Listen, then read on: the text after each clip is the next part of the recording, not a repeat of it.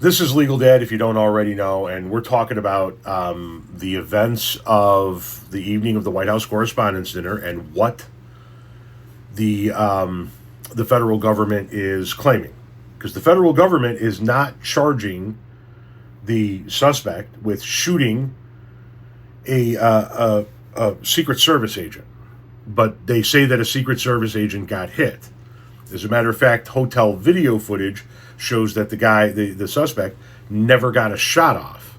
He never fired once, according to the footage.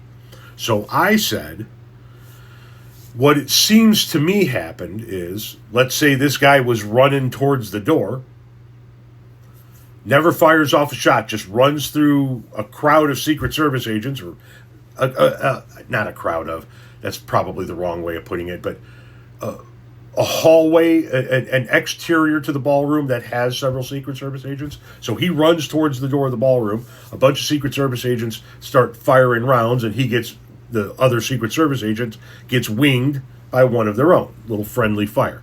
So then my next question for Legal Dad, Hawk, Barrister, everybody else that's in the slugger, that's in the legal world.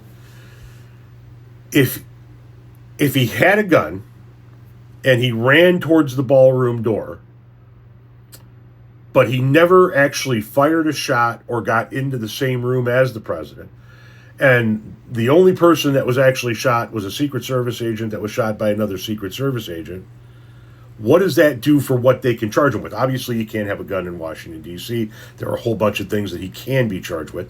But can they actually charge him with an attempt on the president's life, which they are charging him with, to the best of my knowledge, when he never fired a shot?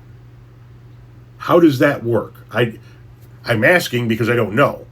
So how does that work with the charge of trying to assassinate the president?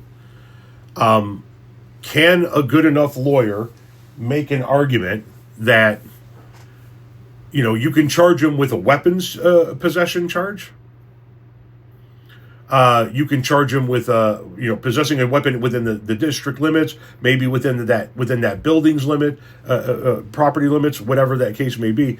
But can they actually bring a charge on him for an attempt on anybody's life, let alone the president, if he never actually fired the gun? How does that work legally?